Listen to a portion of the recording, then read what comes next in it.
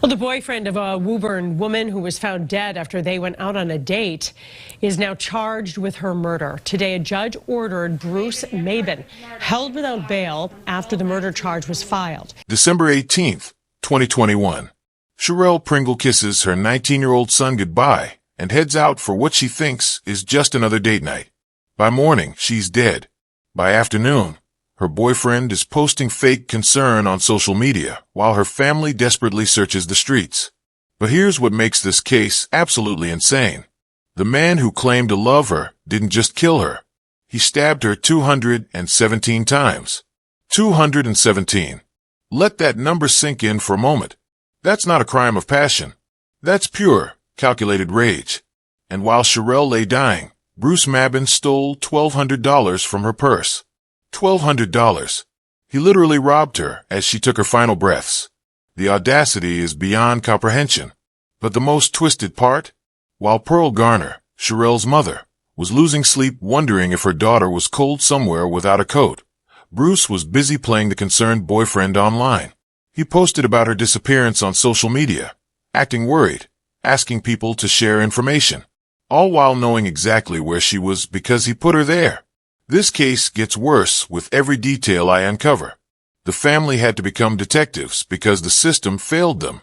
A 19-year-old boy had to track his own mother's phone and pull it from a sewer drain. A grieving mother had to search marshland and find her daughter's body herself. The level of deception here is staggering.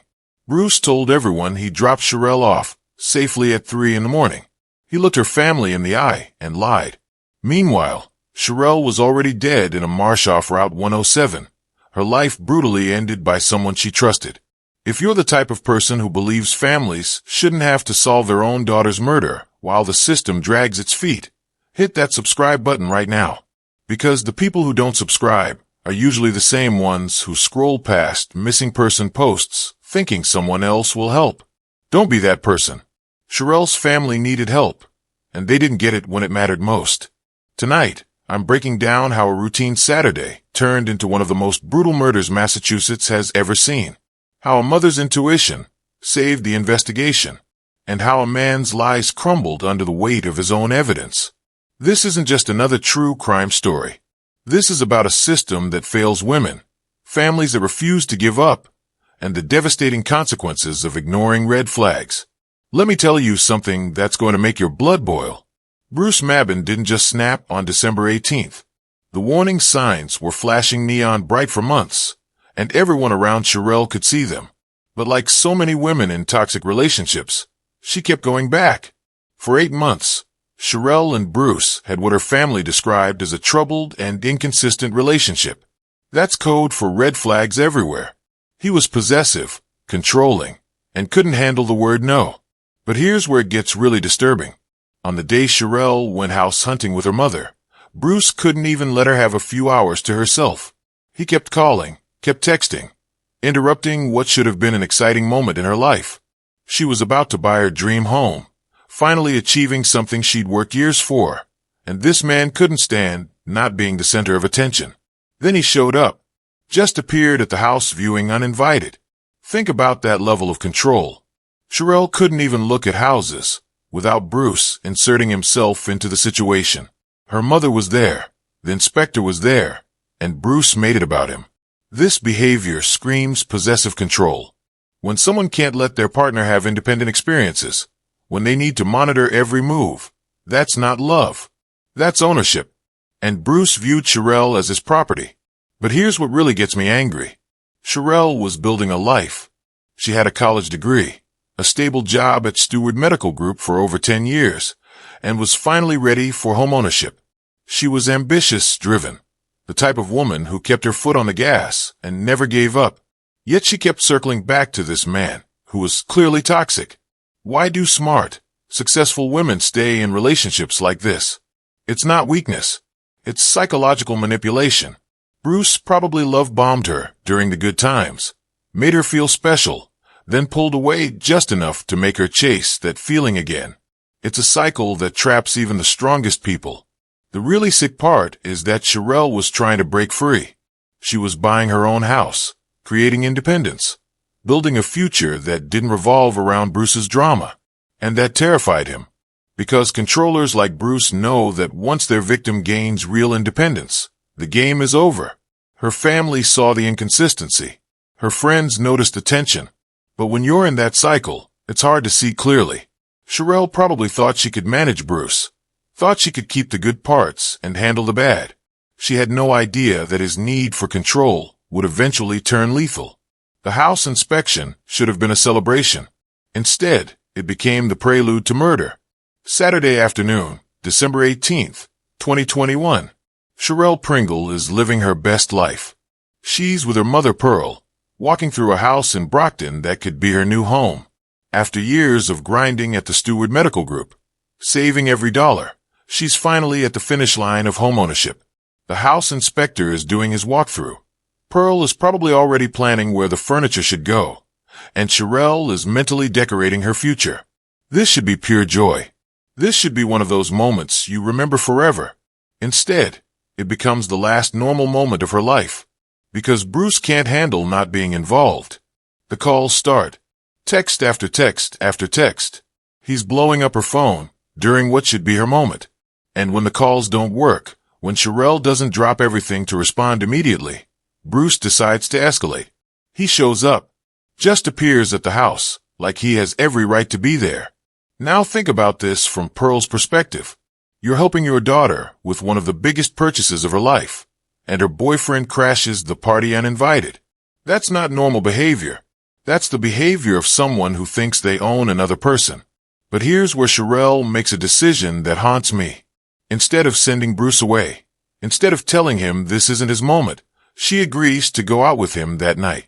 Maybe she didn't want to cause a scene in front of her mother. Maybe she thought she could manage his mood. Maybe she was just tired of fighting. Bruce picks her up around 1:30 that afternoon from her home in Woburn. She leaves her car keys sitting on the kitchen table, leaves her car in the driveway. She's planning to come home.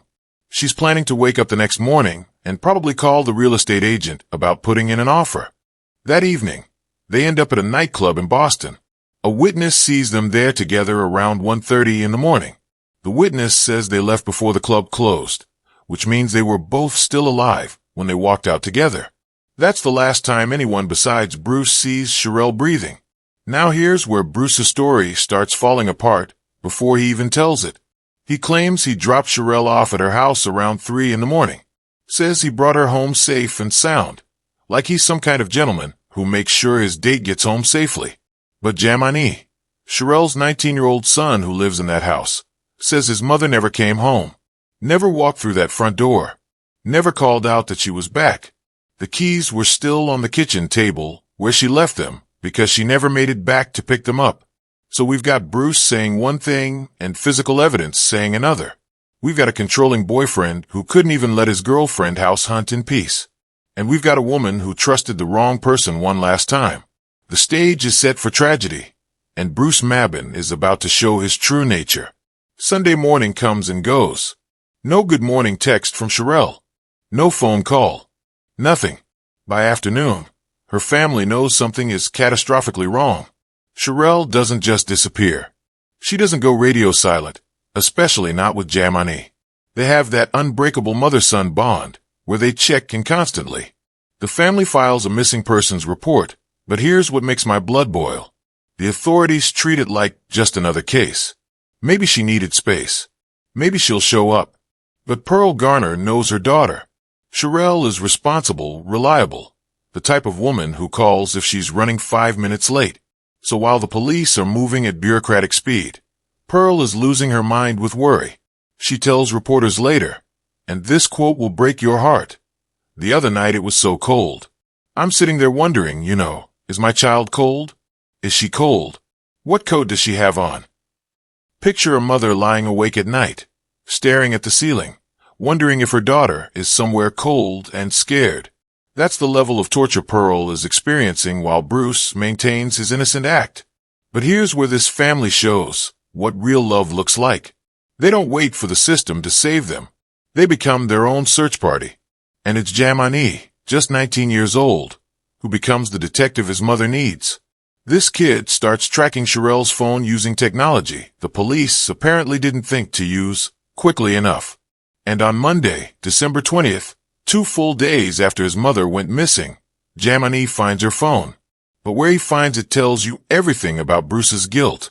The phone is in a catch basin on the side of the road in Lynn, Massachusetts. Not far from where Bruce lives. Not dropped accidentally. Not lost during some random crime. Deliberately thrown into a sewer drain, near the killer's own neighborhood. Jamani has to fish his mother's phone out of a sewer. Let that image sit with you for a moment. A 19-year-old boy, probably the same age as some of you watching this, having to pull his mother's phone from a storm drain because the adults who are supposed to help aren't moving fast enough.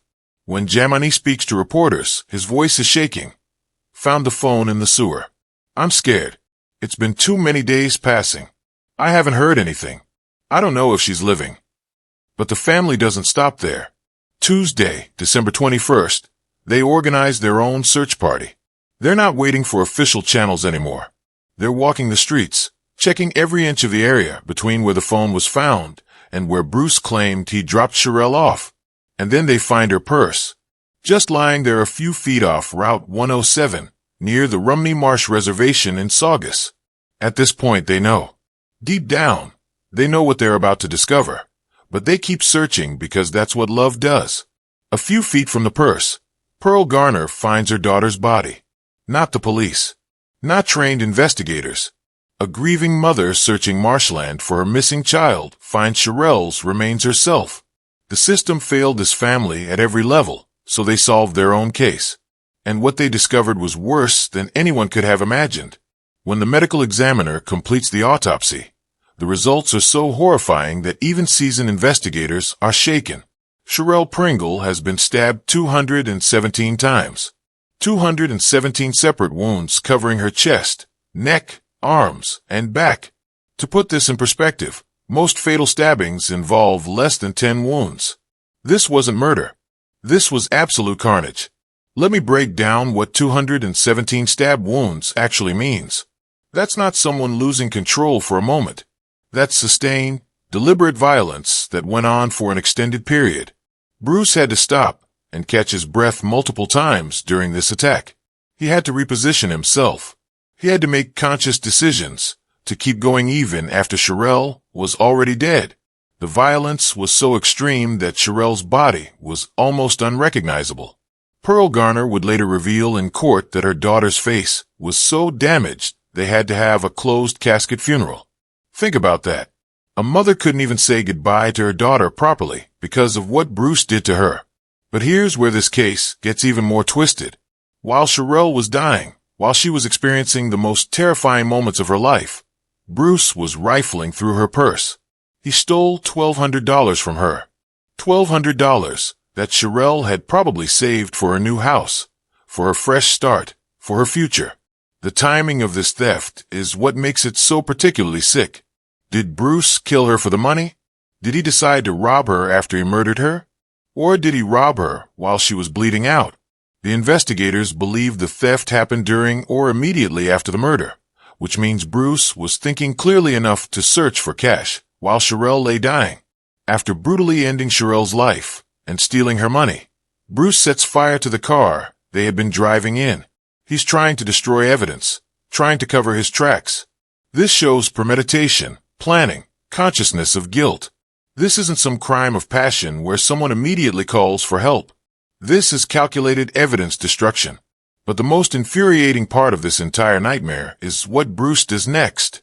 While Pearl Garner is organizing search parties, while Jamani is tracking his mother's phone, while the family is putting up missing person flyers all over Massachusetts, Bruce is posting on social media about Sherelle's disappearance.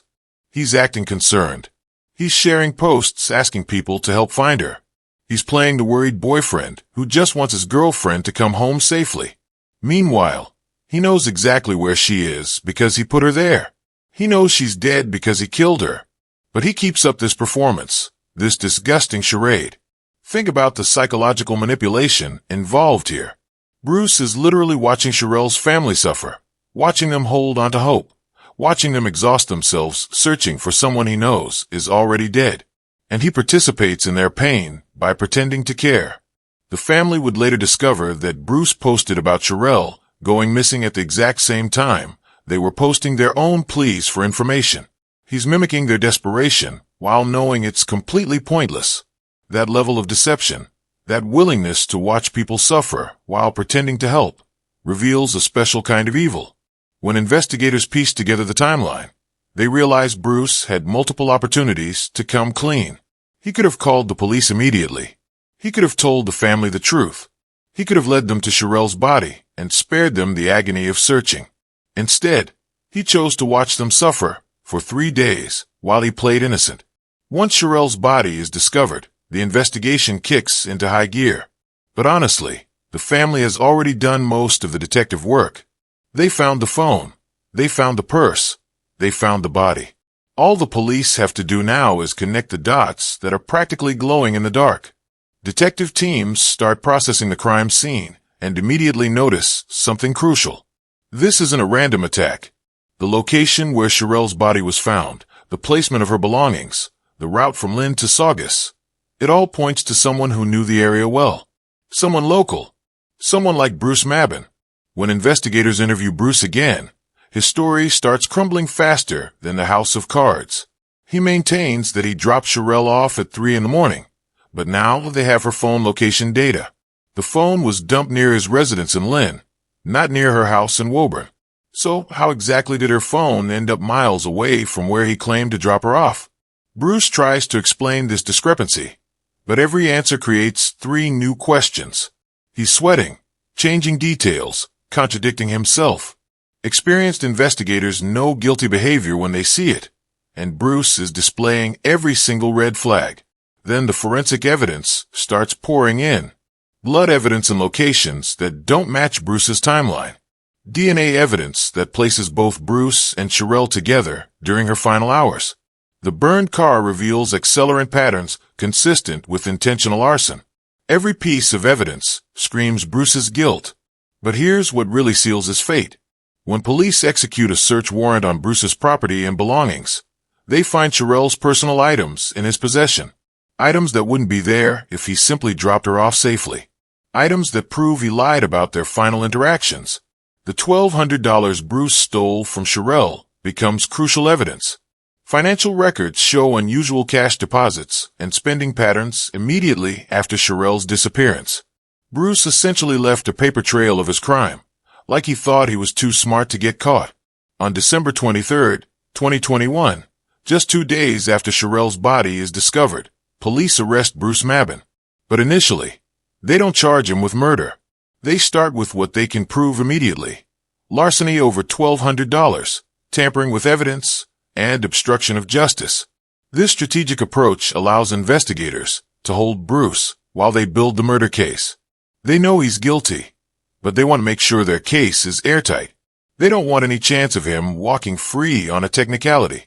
Bruce appears in court for these initial charges, and a not guilty plea is entered on his behalf. The judge orders him held without bail, which tells you everything about how dangerous they consider him.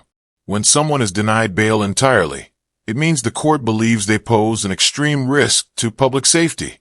About a month later, in January 2022, the murder charge finally comes. By this point, investigators have completed their forensic analysis, interviewed every witness, and built an unshakable case against Bruce Mabin. The evidence is overwhelming, and Bruce's lies have painted him into a corner he can't escape. The day of sentencing arrives, and Bruce Mabin walks into that courtroom wearing a light blue button-up shirt like he's attending some casual business meeting. Not the funeral of the woman he butchered. Not a memorial service for the mother he destroyed. Just another Tuesday for him. But Pearl Garner has been waiting for this moment. She's been carrying rage and grief for months, and today she gets to look her daughter's killer in the eye and tell him exactly what she thinks. What comes out of her mouth is pure, unfiltered fury. Jerk. You bum. You scum. You're an idiot. She's not holding back, not trying to be polite or dignified. This is a mother's raw anger, and Bruce deserves every word. She continues, "You don't deserve to be walking here. You will get what you deserve because God don't like ugly." Then Pearl delivers the detail that silences the entire courtroom. 217 stab wounds. She lets that number hang in the air. 217 times Bruce chose violence. 217 separate decisions to keep hurting her daughter, even after she was already gone. Pearl's voice breaks as she explains the devastating impact on their family. She says her daughter was almost unrecognizable, and they had to have a closed casket at her funeral. Think about that. A mother couldn't even see her child's face one last time because of what Bruce did. No final goodbye. No peaceful memory to hold on to. Just the knowledge that her daughter's final moments were pure terror. I sit on my porch at night alone and just cry. Pearl continues. When Sherelle was murdered, a piece of me died with her. This isn't just about losing a daughter. This is about a mother's soul being ripped apart. Pearl will never be whole again because Bruce decided that if he couldn't have Sherelle, nobody could. But the cruelest irony comes when Pearl talks about Sherelle's dreams. She mentions how her daughter loved to travel, loved to hike, how she had just put an offer on her dream home. That offer was accepted after Sherelle died. The house she worked so hard for, saved for, dreamed about was officially hers after Bruce murdered her. Sherelle never got to walk through those doors as the owner, never got to hang pictures on the walls or plan where the furniture would go. She died 3 days before achieving the goal she'd worked toward for years. Bruce stole not just her life, but her dreams, her future, her happily ever after. Sherelle's brother takes the stand next, and his words cut through the courtroom like a knife. I have to stay strong for my mom and my nephew. No man never wants to show weakness, but I wash cities away behind closed doors with my tears. This is a grown man admitting he's cried rivers because his sister was butchered by someone she trusted. Think about 19-year-old Jamini during all of this. He's listening to graphic details about how his mother died. He's reliving finding her phone in that sewer drain. He's processing the fact that he'll never get another phone call from the woman who raised him, supported him, believed in him unconditionally. Jamani lost more than a mother. He lost his best friend, his cheerleader, his safety net. At 19, when most kids are worried about college and dating, he's dealing with trauma that would break adults. He had to become a detective to find his own mother's body. That's not something you recover from easily. When the judge delivers Bruce's sentence, there's a collective exhale in the courtroom. Life in prison without the possibility of parole. Bruce will die behind bars, exactly where he belongs. He'll never taste freedom again. He'll never hurt another woman.